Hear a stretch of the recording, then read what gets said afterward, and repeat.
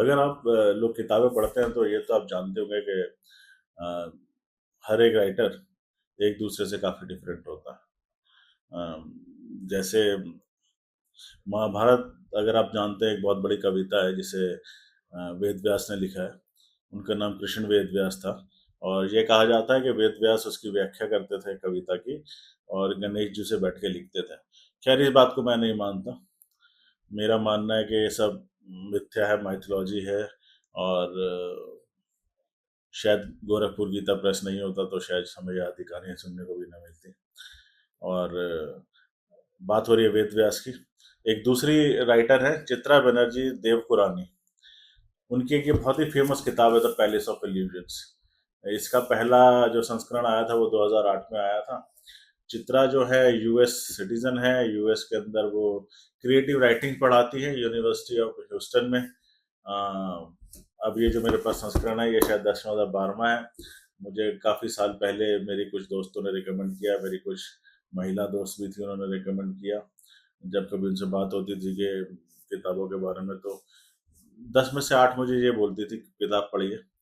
और ये बात भी सच है कि उन 10 में से जिनसे मैंने पूछा है ना, उन्होंने शायद ज़िंदगी में 3 ही किताबें पढ़ी होंगी, 3 या 4 उसमें से ये थी। पढ़ी भी कि नहीं पढ़ी आई हैव नो आइडिया। अ, है ना? पर वो सब थोड़ी फेमिनिस्ट मानसिकता वाली थी और उनको लगता था कि खैर उन सब बातों पे क्या ही जानना, ठीक है। बात करते हैं किताब की। तो अब किताब को मैंने पढ़ना शुरू किया और उसमें जब मैंने पढ़ा तो पहले 3-4 पेजेस के अंदर लेखक के बारे में बताया गया है कि कैसे जब वो छोटी थी तो उनके माँ-बाप उन्हें ये सब कहानियाँ सुनाया करते थे रामायण महाभारत की। और वो बहुत ज़्यादा विचलित हुआ करती थी कि भाई जो सारी कहानियाँ हैं वो पुरुषों के परिप्रेक्ष्य से क्यों लिखी गई हैं। एक पुरुष इस कहानी को लिख रहा है, वो महिला के बारे में शायद इतना अच्छे से नहीं जानता कि महिलाएँ क्या सोचती हैं। और अगर एक महिला उस कहानी को लिखती, तो वो किस तरीके से उसका विवरण देती और वो किस तरीके से लिखी जाती। और ये जो चित्रा है, ये करीब 10-12 से ज़्यादा किताबें लिख चुकी हैं जिसके अंदर नाइट ऑफ स्पाइसेस और अरेंज मैरिज, ये उसकी काफ़ी कुछ प्रसिद्ध बुक्स हैं जो लिखा है इसमें। और उन्होंने कुछ पोएट्रीज भी लिखी हैं, क्रिएटिव राइटिंग्स पढ़ाती हैं। तो उन्होंने भी सोचा था जब वो बड़ी होंगी तो वो ज़रूर लिखेंगी महाभारत, वो अपने तरीके से। जैसे आजकल अमीश लिखते हैं, रामायण उन्होंने अपने तरीके से लिखी, वैसी चित्रा चित्रा नहीं, हाँ चित्रा। चित्रा ने सोचा कि वो लिखेंगी। अब ये देखिए 2008 की बात है जब ये पहला संस्करण आया था। आजकल वो क्या कर रही है मैं नहीं जानता। मैं कोई उनकी राइटिंग पर टिप्पणी नहीं करने वाला भी नहीं होता। और अगर मैं कर भी रहा हूँ तो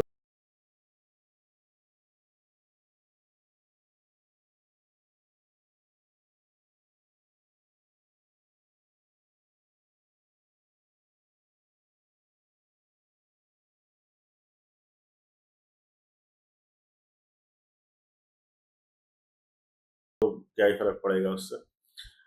मैं इसलिए कर रहा हूँ क्योंकि उन्होंने पहले 3-4 पेजों में ना बहुत बढ़िया से व्याख्या की है महाभारत की। और वेद व्यास का लिखते थे, मैं बचपन से सोचती थी।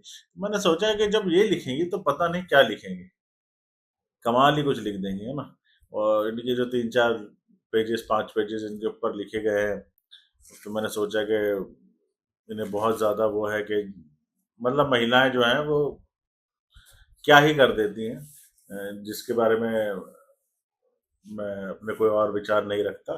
हम सिर्फ किताब पे ही रहते हैं।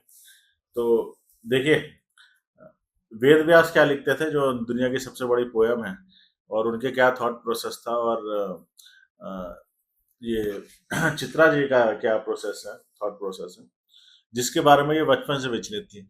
यहाँ पे पहली जो चैप्टर है द्रौपदी का चैप्टर है। द्रौपदी उसमें अपनी दाई माँ से पूछ रही है कि जब वो पैदा हुई थी तो कैसा माहौल था और क्या नहीं था और कैसा नहीं था। तो उनकी दाई माँ बताती हैं कि भाई तुम जब पैदा हुई थी तो तुम्हारे पिता द्रुपद ने अ, तुम्हें अग्नि से प्रकट किया था। देखिए वैसे महाभारत में कोई भी इंसान नॉर्मल तरीके से पैदा नहीं हुआ। कोई हवा से आया है, कोई पानी से आया है, कोई जमीन फाड़ के आया है, कोई पीपल के पत्ते पे आ गया। द्रौपदी अग्नि से आई थी, अगर आप महाभारत जानते हैं तो।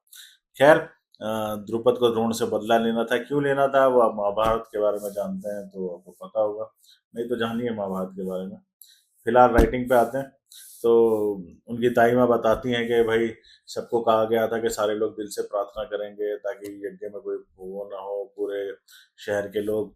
तो जब उसके पिता घी डाल रहे थे यज्ञशाला में, तो दाई माँ सोच रही थी कि कुछ गड़बड़ ना हुई हो, क्योंकि उनको इसकी परवाह नहीं थी कि द्रौपदी पैदा होगी या धृष्टद्युम्न पैदा होगा, जो राजा द्रुपद के दोनों बच्चे। वो इस बात से विचलित थी कि वो कवानी थी, और वो जो खानसामा था राजा का, उसका नाम कालू था, उसके साथ वो मरने से पहले सेक्स करना चाहती थी। उन्होंने सेक्स नहीं किया था, एंड शी वांटेड कि she should sleep with the man before she dies. तो ये एक व्याख्या जो वेद व्यास जी करना भूल गए थे, क्योंकि वो एक पुरुष के पर्सपेक्टिव से सोच रहे थे और एक महिला के पर्सपेक्टिव से नहीं सोच रहे थे। और चित्रा जी बहुत विचलित थी बचपन से लेके कि अगर महिला सोचती तो क्या सोचती। तो एक महिला जो दाई माँ है वो ये सोच रही है तीसरे पेज में। वेद व्यास जी तो खैर इस लेवल तक पहुंच ही नहीं पाए, ठीक है। और फिर उससे पहले वो बताती हैं कि जब तुम पैदा हुई, तो जब कविता हम लिखते हैं, वेद व्यास जी लिखते हैं या कोई भी लिखता है, तो हम उसमें फूलों की, झरनों की, सुगंध की, महक की बातें करते हैं। तो यहाँ पर चित्रा जी ने भी की है, पर उन्होंने एक अनूठा एग्जाम्पल दिया। उन्होंने बोला है कि जब तुम पैदा हुई तो इतना सन्नाटा हो गया था कि अगर घर में घूमने वाली मक्खियां अगर पाद भी देती तो उनकी आवाज सुनाई दे जाती। समझे? मतलब आप समझ सकते हैं। महक यहाँ भी है, पर वो कैसी महक है वो चित्रा जी ने बहुत अच्छे तरीके से इसका विवरण दिया है कि it was so silent that if a house fly fart we can hear that.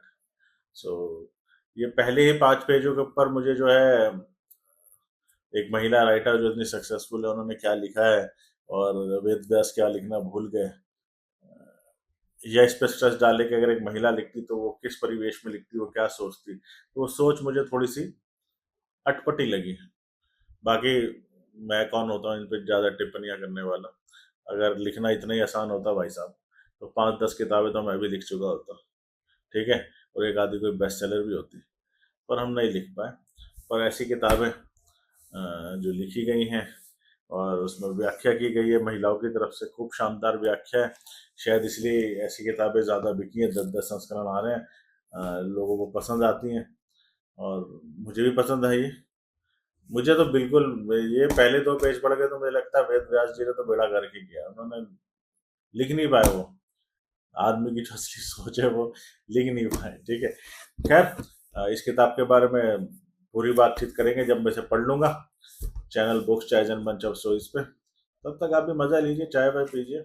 मैं भी थोड़ा और पढ़ता हूँ, देखता हूँ थोड़ी और क्रिएटिविटी क्या है जो चित्रा जी ने मिस करी थी इस किताब में, बताएंगे आपको बीच में। Bye bye.